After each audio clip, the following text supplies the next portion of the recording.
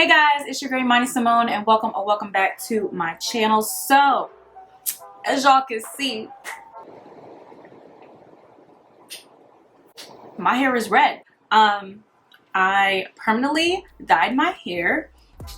It was a long time coming. If you are a returning subscriber, then you know that I mentioned it probably a couple times here and there that I wanted to do this, and now it's done. As you can see, I also got a silk press as well. That was not the original plan, but it is what it is.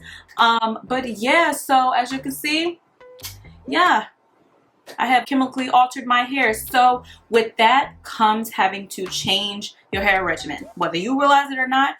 The things you were doing before you permanently dyed your hair, you may have to tweak it some, or you may have to do more of it, or less of it, or none of it. So in this video, that's actually what I'm going to be getting into. I'm going to be getting into like 5 or 6 things that I'm going to be changing or adding more of or tweaking or whatever now that I have color treated hair. So if you're interested in knowing the tea, then just keep on watching.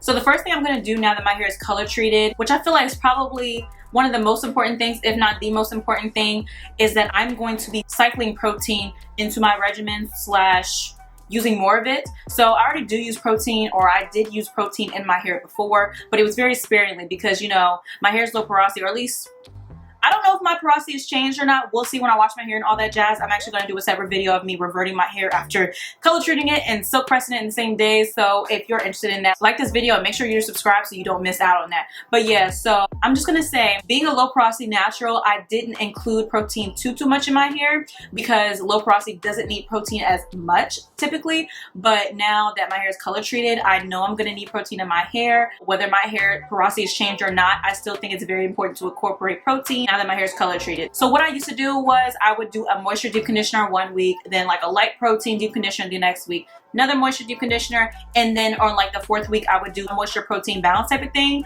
and you know, cycle here and there some products that may have protein in it. But now I'm probably just going to make sure that I'm using more maybe styling products with protein, like making sure that's a staple of my routine, but of course still doing the same thing like with cycling the protein in there, but not being as worried about using protein. So yeah, that's one thing I'm kind of going to change up or whatever, which I feel like is not really a big change because I did already use protein, but I'm just going to try to incorporate it more into my regimen. The next thing that's going to change now that my hair is color treated is that I'm going to be incorporating more bigger treatment. So this kind of ties into the first thing about like protein and stuff, but at the same time it doesn't, because when I say cycling protein more in my hair, I more so was talking about like deep conditioning products, styling products, stuff like that. But when I talk about this next thing, I'm talking about big treatments like your Afro-G, your Olaplex, stuff like that. I'm definitely going to be including that more in my regimen now. When I did get my hair colored, the stylist did use probably like 4 or 5 rounds of treatment. I know she used Olaplex in there, but yeah, so that is something I'm going to try to buy on my own. I know you can get the number 3 and 4, 5, and 6 now or whatever, but I'm definitely going to be incorporating some Olaplex in my life now and trying to incorporate like the Afro-G maybe once every 3 months, something like that. I don't know. I'm really gonna have to play with this, but that's why it's very important to like really pay attention to your hair, see what it's responding to, what it's not responding to, and therefore what you need to change, don't change, and do more of. So yeah, that is something else I'm going to change now that I'm color treated. The next thing I'm going to change now that my hair is color treated is that I'm going to have to be very careful about the products I use as far as what is color safe. So I'm probably going to try to look more for color safe products and, you know, kind of work with that. I don't mind too much my hair fading because I do look forward to using semi-permanents in my hair and everything like that, but I really do love this color. So like, since it has so much dimension, as you can kind of see right now, I do really love it, and it almost makes me want to keep getting touch-ups to keep this up. But at the same time, I'm most likely gonna just let it grow out and let it fade, because I am looking forward to also the stages of what the color red fades to. I know it can fade into some pretty like brown, copper, gingery vibes or whatever. So I'm really looking forward to that. But yeah, at the same time, I do probably want to preserve as much as possible of what the color I do already have while it's here. So yeah, I'm going to just try to really make sure I'm using color safe products, or at least try to use them as much as possible, because I feel like a lot of the products I like aren't necessarily color safe. So yeah, we'll just see how that goes, but I'm definitely going to have to put more effort into looking for color safe products. Another thing I'm going to change now that my hair is color treated is getting silk presses even less. Now granted, I've only had 2 this year, and then I had like none the year of 2020, and then I had like 3 in 2019. So I haven't really been doing it that much, not like I used to back in the day when I used to get it done every 2 weeks.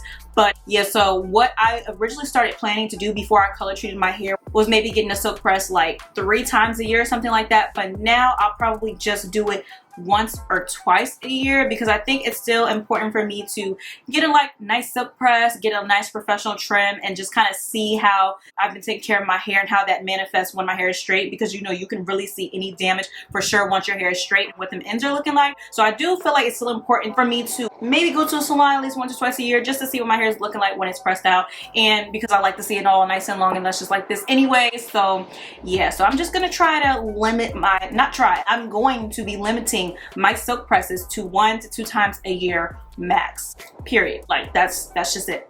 All right, so this kind of ties into the last thing as well, but in general, another thing I'm gonna have to change is just in general using heat less. Now, it's not that big a deal as far as silk presses. I used to love my silk presses. I still do love my silk presses, but at the same time, surprisingly enough to me, I've gotten to a point where I don't need to see my hair straight that often. And I never really thought I was gonna get to that point in my life, but it happens. So like, if you're one of those people who loves your straight hair and da-da-da, you may eventually get there where you don't need to straighten your hair that much. But anyway, so yeah, my biggest thing though is gonna be about blow drying my hair. That's still heat as well, and I'm gonna try to use less heat. Now what I do, I actually rev air my hair to blow it out. I actually have 2 videos on my channel using the rev air, so if you miss any of those, I will go ahead and link them up here. But yeah, so I love using that. Maybe at the very least, I would just try to use it on like a no heat / cool heat setting, because I feel like I can't give up my blowouts completely, and see how that works for me. Obviously I can do more stretched blowouts, like heatless blowouts, but I'd rather use like my rev air to do that. So yeah, but regardless, I'm definitely gonna have to probably lessen that. My goal was at first to just kind of use it maybe once every other month, but now maybe I'll push it to once every 3 months or something like that. You know, I really have to work with it, but I just feel like it's very important to lessen heat if you're gonna color treat your hair. Like, I just feel like if you're gonna color treat your hair, you really do have to pick a struggle. Do you want the color or do you want heat in your hair? Obviously you can have a little of both. You know, you can like mix and match and try to like, but you can't do a lot of both. You gotta pick a side. Pick a side. Which one are you on? Which side are you on? Okay. And yeah, and the last and final thing I'm going to be doing now that my hair is color treated are growth challenges. Now that my hair is colored, I feel like I'm going to be better able to measure my growth over time and see, hey, okay, this challenge does actually work and grow my hair longer. Like, you know, stuff like that. Instead of relying on like numbers and like, oh, does this stretch right? Da, da, da. Like, I'm going to be like actually being able to see like my roots grow out. And I feel like I'll be better able to film and get better content for y'all as far as growth videos, growth challenges, stuff like that. So things like the inversion method. Rice water is very iffy. I really don't want to use rice water. At the very least, I'll do like a rinse, but will I ever do that whole rice water thing and all that whole shebang? Probably not. The most I'll probably do is a rinse. Yeah, so yeah, your inversion method, your rice water, yeah, and stuff like that. I'll just kind of see as I go. Obviously I don't want to get too hectic, because I feel like, you know, I don't want to get too caught up in these challenges and stuff, because that's how people's hair be breaking off, getting messed up and all that jazz, and I don't have time for that. I take my hair very seriously and I don't got time for the games. So yeah. All right, y'all, so that is it. That was just kind of 5 or 6 things that I'm going to be changing now that my hair is permanently dyed, you know, and color treated and all that. I think it's very important to really tweak your regimen as you do things like this to your hair. So yeah, that is it for this video, y'all. Thank you guys for watching. Don't forget to leave this video a thumbs up if y'all enjoyed. Also, don't forget to subscribe to my channel if you have not already, and hit that bell notification so you won't miss any of my uploads and you can watch them on time. Also, comment down below any videos you want to see from me. I'm really looking forward to doing different things with my hair now that my hair is colored. I just feel like with the color plus the dimension, it's gonna be like, my hair's just gonna be looking bomb in all styles, and like, I'm just so excited. So yeah, definitely leave some comments down below of what y'all want to see from me, because I'm ready, I am steady, and in the process I can get consistent with my channel, hopefully, because I keep saying it and then I fall off. But yeah, so just let me know what y'all want to see from me, and with that, I'll see you guys in the next one. Bye guys.